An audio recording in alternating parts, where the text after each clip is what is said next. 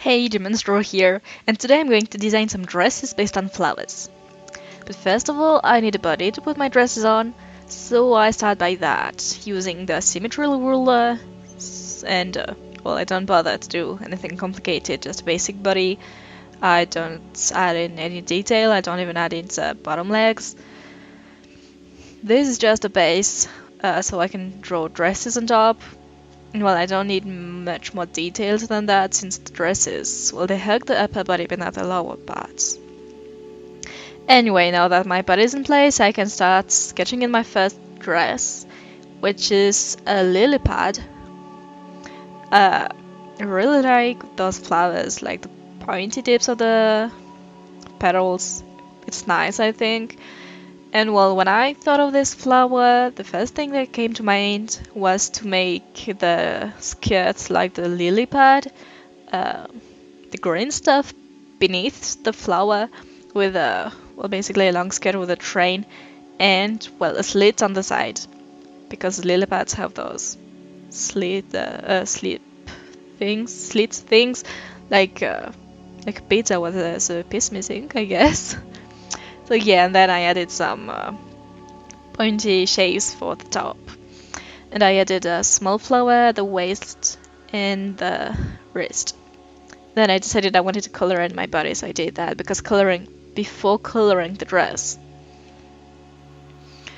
Now, well, I had to select the colors myself. I had a reference on my phone on the side, but it's not like I could color pick from my phone to my computer, so I just guessed. And well, I put some nice rich green for the skirt, sorry, and for the top some very pale pink. Like, I guess water lilies are actually white, but I've seen some pink, and they do have some pinkish tint at the bottom of the petals, I guess. So I just wanted it to be pink and not pure white. And I added some texture to the skirts, like the lily pad has those kind of lines and texture, so I add that, and then some shadow to make it look like it's actually on a human body. And well, that's it for the water lily. That was the first thing I drew today, so yeah. Now the second dress is based on a puppy. I knew I wanted to make one kind of ball gown in this video, and well, I picked flowers that I knew what they look like, and I had some ideas with, and well, none struck me as an actual ball gown. But I decided that I would make the poppy the ball gown, and make it long and flowy. And well, if it were to be actually made, I think it'd be tulle, like a very soft fabric and maybe slightly transparent, because in the reference pictures I saved on Pinterest, you could see the top of the petals are actually pretty transparent and you can see the sunlight through them. Once again, there are those lines and texture in the petals, so I add that, and then I add some shadow too to add some 3D effects once again. In the first dress, the water lily, I added the lily pad, which is a leaf, I guess. And well, I'm not very consistent. I don't always include leaves or stems. Sometimes just the petals. I try to add the whatever's at the center of the flower. I actually have no idea what it's called in English, sorry. But yeah, for the poppy, for example, there are the petals and the heart of the flower or something, and no stems or leaves. Anyway, here it is. You can see the transparency at the bottom. I like it. Now I'm on to my third dress, which is the only one that is short, actually. And I don't know. This is Daisy. And when I looked at the flower, I had this kind of pixie or little fairy creature in mind. Kind of like Tinkerbell, but with white petals and more petals and rounded petals, I guess.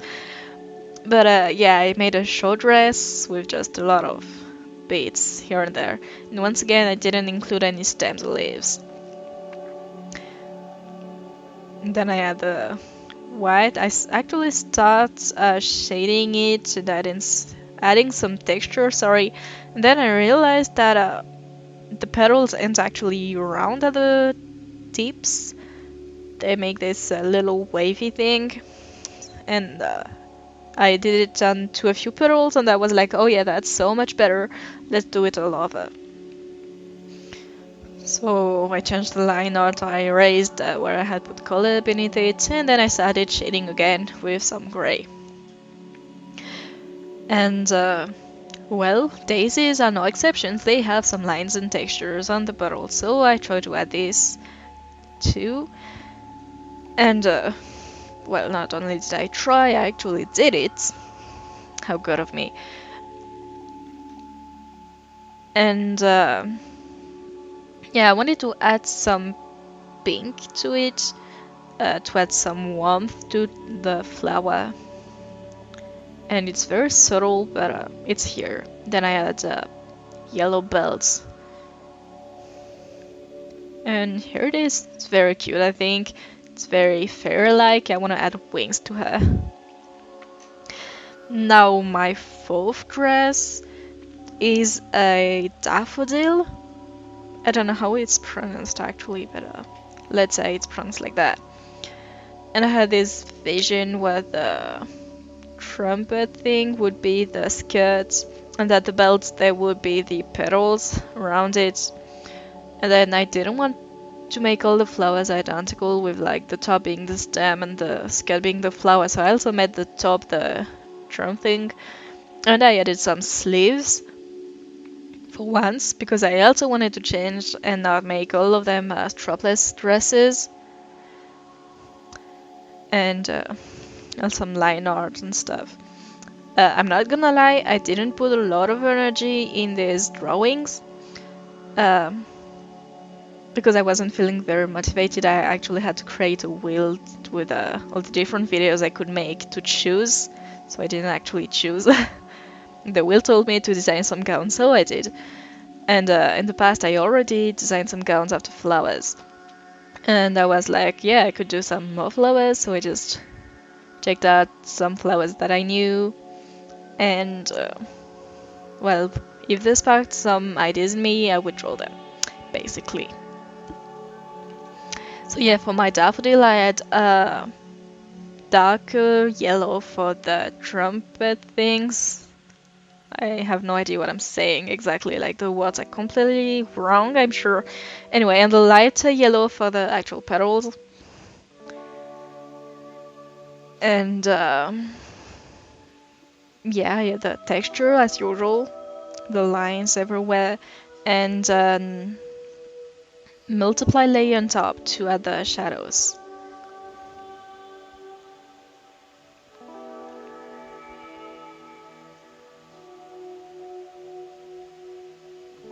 I actually really like this dress. Like, I didn't expect it to be so good, but yeah, I'm fond of it. Like my idea. And well, it's a nice flower. I have some in my garden, and they're kind of weird, but very beautiful at the same time. And now I'm on to my final flower, which is the one I struggled the most with. I mean, coming up with the idea, I mean. My final flower is lavender. And well, one lavender flower, I mean, if you pick a stem, and I guess it's a lot of little flowers actually. And well, I didn't know what I could do with that. And then I was like, maybe I could do a bouquet and make a bench of lavenders, and a dress would be like all the stems with a ribbon around the waist to look like they're tied together. And then at the bottom I would add a lot of spots and random bits of purple to add the actual flowers. And well, it worked, I guess. I have no idea how it would be made if someone tried like the top part, all the stems bits jutting out. But hey, it's a drawing, it's just some random ideas put on, well, not paper, but on my computer, my tablet. So I had the mid-tone, I guess, of purple, then I had a darker shade beneath it to completely fill up the gaps, and then I had a lighter purple on top to make it look like there's actually some, well, contrast in shapes going on, like 3D shapes. Then some shading again to the stems, and some highlights too. I didn't put that many highlights throughout this video, and it's sad because I always think the highlights are what bring together any drawing. I hesitated between making a golden ribbon or a purple one, because gold is like yellow, it's a color that goes very well with purple. But I decided with the purple ribbon because I like purple, it's my favorite color, so yep. Purple it is. And I make it extra shiny. And here it is, my final gown, Lavender. Well, little overview of all the dresses now. The Waterlily, the poppy one. Kinda look flowy and nice. Little fairy daisy. And the Daffodil. I'm really proud of that one. And, well, the Lavender. Thank you for watching. If you have any flowers you would like to see me draw into a gown, let me know in the comments. Don't forget to like and subscribe. Thank you again, and I'll see you in my next video.